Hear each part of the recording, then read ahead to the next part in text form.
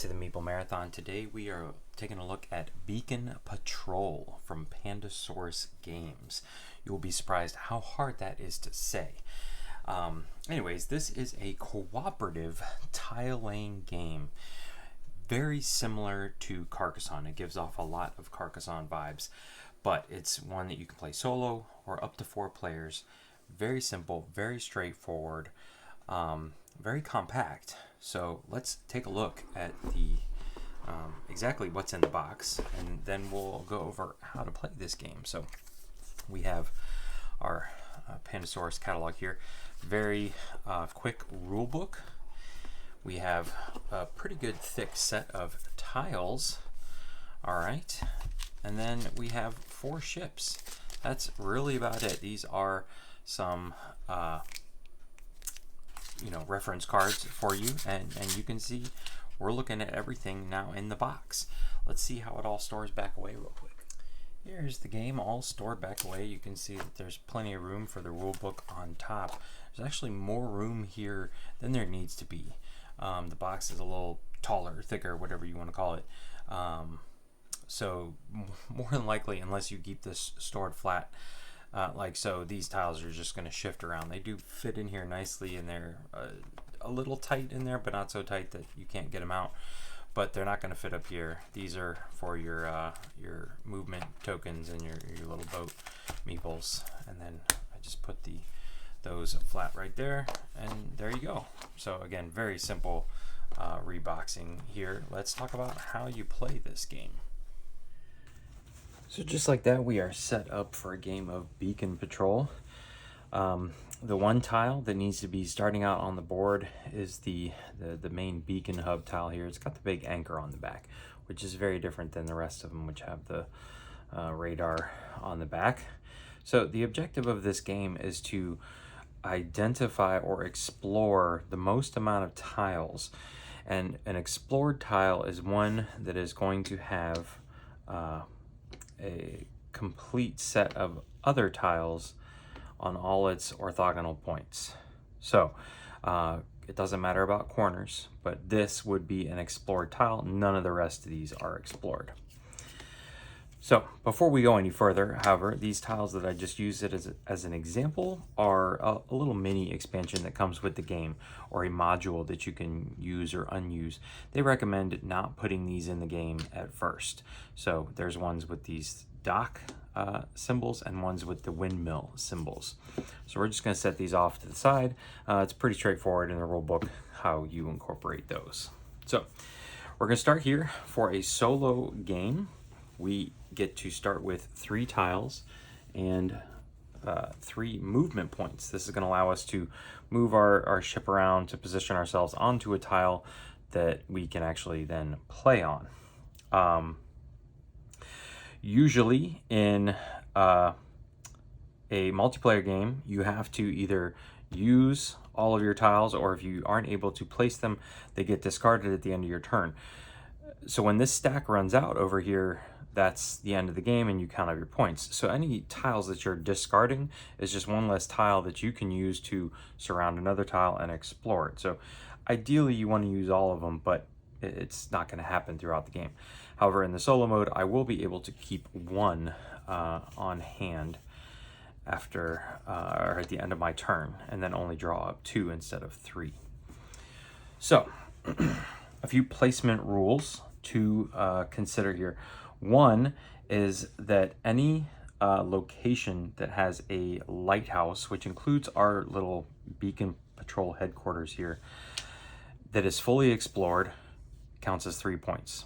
So we're looking for lighthouses to be proper and working and all that stuff. And any of these little buoys here that are fully explored are worth 2 points. All other tiles that are fully explored are worth 1 point. So we want to prioritize lighthouses first, then buoys. The other placement rule that you need to take into account is that when you place a tile down, water has to touch water, land has to touch land. So both of these placements right here were legal. I could not, however, do this or this or this There's two reasons why. One is that I touched water to land, but also all of your tiles need to follow this little arrow here, which needs to be pointing up, matching the arrow of your main hub. When you place a tile, you also have to be able to move on to it. So let's just say, for example, I had placed this one, fine, legal. I move on to it, I can move into there. Well, I've kind of pigeonholed myself because for me to place a tile anywhere else, my boat can't jump across land. That just does not work. So this is not a legal placement for me because I can't then go from here to here. So I would have to move my ship around, hopefully placing other tiles, which is where these movement tokens come in. So you always move onto the tile that you just placed, and you have to move via water. But then if you need to reposition yourself, you'll simply flip over these movement tokens here in order to get yourself into a position that you can better place a tile. So let's go ahead and play a couple rounds here so you guys can see what this all looks like. So obviously, I would love to get all three out, but we're going to start with this right here. So I will shift over to there, and then I'm going to play this one. Probably going to need to move these up a little bit right there. Okay, and I can move on to this one. And then this next one is tricky. This is not a great tile because, again, it only provides you, it's basically providing you a dead end. So what I'm going to have to do is spend 2 movement tokens to go back over to here in order to place this one. It's not ideal, but that's fine. I didn't want to start out by not being able to play all 3 tiles. So we will simply flip these back over, and this is how simple a turn is in Beacon Patrol. At this point, if you were playing multiplayer, you would simply just, the next person would go. They would have their 3 tiles in front of them. They would try their best to play them out using their movement tokens. If you're playing with 2 to 3 people, you're only going to have 3 movement tokens each. And if you have 4 people, I need to check the rule book here, you only get 2 tiles and 2 tokens. So a little less to put out each time, but less movement you have access to. Other than that, turns are very fast, very quick. You simply, draw back up to your hand limit. For me, it is 3. And if you're playing solo, you just go again, and the entire game is beat your own score. So this is not a game that is high strategy, or you're not beating an AI opponent or anything like that. It is purely a see how well you can do, very casual, very lightweight game.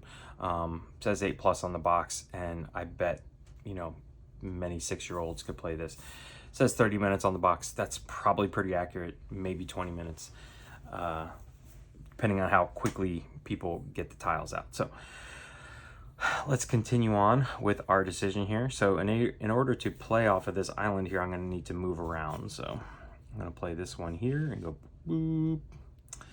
And that's going to allow me to play this one, which I can move because there is water. See, I did water to water, land to land, so I'm not breaking any rules. And there is water, even though my boat is bigger than that area, because you just have to imagine that this area around here is still sea, an ocean. You just haven't explored it yet. But I cannot stick this one here in any way, shape, or form, because again, it has to be arrow up, and it's got to go like that. I always want to turn my tiles to make them work for me, but I can't. So I think what we're gonna do is, no, but I can't get up there. That's the problem. So I could save this one. I think that's what I'm gonna do. As a solo player, you can carry over 1 tile. If you don't use it, you don't have to discard it. And you could always discard a tile for a movement if you absolutely had to have one. I'm also going to go ahead and spend my movement tokens now to go chugga chugga, putting myself back into the middle because I get these right back. I'm gonna draw up 2 tiles, and yeah, I'm doing pretty good here. So boom, And now this, our main hub tile, our starting tile, has been fully explored, so that is 3 points right off the bat. That is going to allow me to place this tile, which I move into there. And then, yeah, see, I cannot play this one here because it'd be land to water. I could play it there. Can't play it there. Could play it over here. You get points for large islands, basically the number of buildings on them. Anytime you attach a dock to the island, that's how those score. Otherwise, I don't get credit for having large islands or anything like that. This is not Carcassonne where I want to fence in the largest castle area. So yeah, see, I would love to put it here, but the problem is that I could not travel onto that tile. So I think the best place it's gonna be is, so I was up here, 1, 2, 3, 4, boom, have to use all of my movement to get down here. See, my area is getting bigger. It's getting trickier and trickier. All right, let's do one more round and then I'll show you guys how to do final scoring.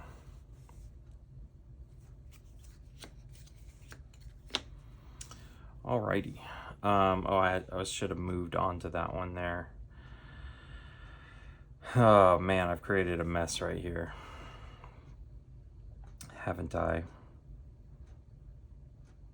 And I really want to put this one up there, but that would use all my movement, and then I'm really kind of stuck right there. So I think what I'm going to do is I'm going to spend 1 to move back onto this tile. And I'm going to place this one here, which unfortunately moves me down into there. And then 1, 2, 3, spend my remaining ones to chugga up here, place this one, and then we'll just save the open ocean one. This one's going to be pretty handy to put somewhere next turn. So I would flip these all back over, and there we go. I would have 2 more tiles. I'm needing more space. All right, I'm going to finish out this game real quick, and then we'll come back and talk about final scoring. All right, here is my little slice of ocean that I have been patrolling. As you can see, it got much bigger. I ended up not being able to place 6 tiles, so I know that I could do better if I want to go try again. Some interesting things that I've come across playing solo versus other multiplayer games is that it is trickier to play solo, because in the multiplayer game you can actually trade tiles with people if they have the perfect one that you might need. So in a multiplayer game you can kind of spread out. You notice I'm way over here. This is where I ended up, but there were times where I was trying to cross this entire expanse because I had a perfect tile for over here, but then I wouldn't quite make it, so I'd have to just throw random tiles around. So you can see how bored the big gets, and it gets very hard to cross it from one side to the other when you are solo. And then inevitably a tile will come up and you're like, oh, I have the perfect spot for that. It could go right here and fill in that spot. I need to throw something there so I can get around and close up this. But again, it's just not going to happen. There is no perfect way to play the game because the tiles all come out randomly. So, but again, this is a very, very light strategy game, very straightforward, easy to teach, and it's cooperative, so you can easily sit down with your kids or your non-gamer friends and just casually play through this. So I do recommend this for anyone looking for that type of game, a light tile placement game. This has very much Carcassonne vibes to it, but again, is cooperative, so you're not going for that cutthroat trying to wait until you find the perfect tile that can close off a kingdom or whatever and get all the points from the other person or whatever. So we're going to go through scoring now, and I am going to use these to see if I can't help track the points, and so I don't forget anything. So let's start with lighthouses. They are 3 points apiece, and they have to be fully explored. So like this one is fully explored. This one's fully explored. This one's fully explored. This one is not. Our own headquarters counts as 1. So we didn't do that bad. 1, 2, 3, 4. We left 4 hanging out, and I think there might be 1 or 2 in that pile. But otherwise, 1, 2, 3, 4, 5, 6 times 3 is 18. So remember that, 18. All right, next we're going to count little beacons that are fully explored. So might have more than 8 or 9 of these. Boom, boom. Had a bunch right here in this area. Nope, gonna have exactly enough tokens. They don't tell you to do this, but I found it a very handy way to keep track of, so you don't double up or forget one. But like this one's not explored, this one. So 1, 2, 3, 4, 5, 6, 7, 8, 9 times 2 is 18. So we're up to 36 total, and then the rest of these, this is the tricky part, that these don't come in. We are going to count fully explored tiles, but you can't double up on the ones you've already counted. So we'll have to, I'm just going to do reading order right to left and skip over anything with a lighthouse or a beacon in it. So we're at 36, 37, no, that's not, 37, 38, 39, 40, 41, 42, 43, 44, 45, 46, 47. So not that great of a score. If we look here in our rule book, it will let us know that a score of 47, it's not that bad. We're navigators. So 56 plus, you are a cartographer. I was thinking of the ones with the expansion where you're looking for like 75 plus. If you play with both the expansions, because they give you more ways to score. So we didn't do so bad there. Navigators, great job. The mysteries of the waters are second nature to you. Obviously, we did a lot better than 0 to 25 points.